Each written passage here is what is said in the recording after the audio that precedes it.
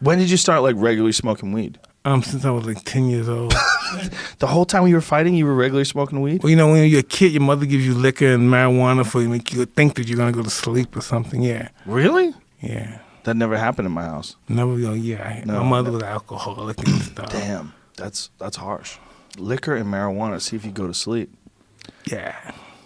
It didn't work. I don't think so. No, I don't think so. Do you what benefits do you get out of marijuana? Like, what does it do for you? Hey man, if I didn't, I'd have a bad day. Yeah, I'm a really moody guy without it. And it just it smooths me out. As soon as I take it, I'm a whole different person. I'm really on top of my game. I'm balling.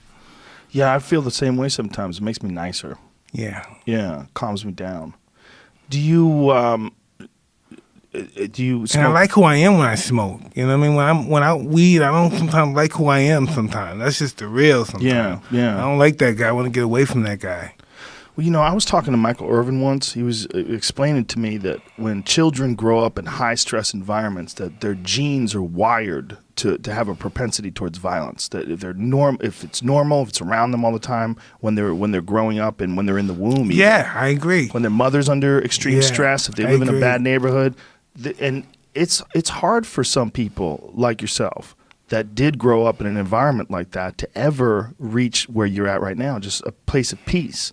And if you can do that through marijuana or whatever it is, yoga, meditation, whatever you do to get there, like, we should be happy that you can get there. That's what we want. Listen, I'm so grateful that I embarked on this. You know, I've never been a person to this at this magnitude, at this kind of relaxation. I just enjoying my time with you. I was very uptight, and I was very uncomfortable with myself. Did you feel any better after you worked out when you were young like that? Absolutely, but my works out. You know what? The best thing that ever happened to me that I retired from boxing, because of me working out and me getting, I was so intense with this. My whole objective was hurting people and wanting to be the best, and my ego took over, and I'm like Tyson, I'm the best to ever live, and all this bullshit. And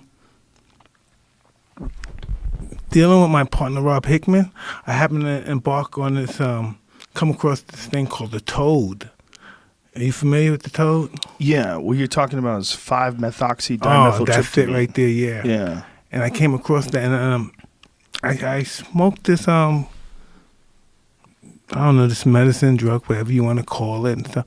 And I've never been the same. I look at life different. I look at people differently, and the experience I can't even express. Really, it's almost like dying and being reborn.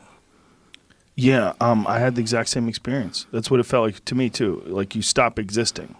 The 5-methoxys, there's two. Tell me, what's the deal with that? What the hell's going on here? 5-methoxy is produced by your brain, but what it is it's DMT with an oxygen molecule attached to it.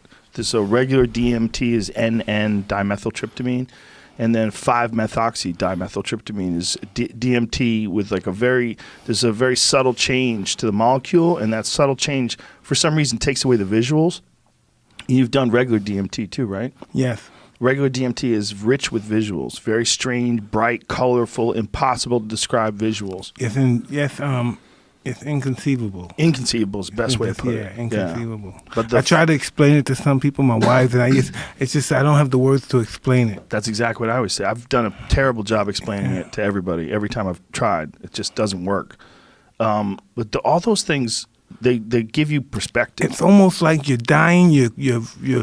You're submissive, you're humble, you know what I mean, you're vulnerable, but you're invincible, still in all. You know, it's just that weird feeling. Well, you feel like you're part of the universe. When you're separate from your ego, you realize this whole thing, you're a part of this whole thing, and this whole thing is unstoppable. It's a gigantic, huge, all-encompassing, almost like a living thing. Life. You know, Joe, this is what I also realized, too, after going through that experience. You realize how insignificant you are sometimes without your ego. Yes. You know, you realize, wow, you're not really much that you really thought you were.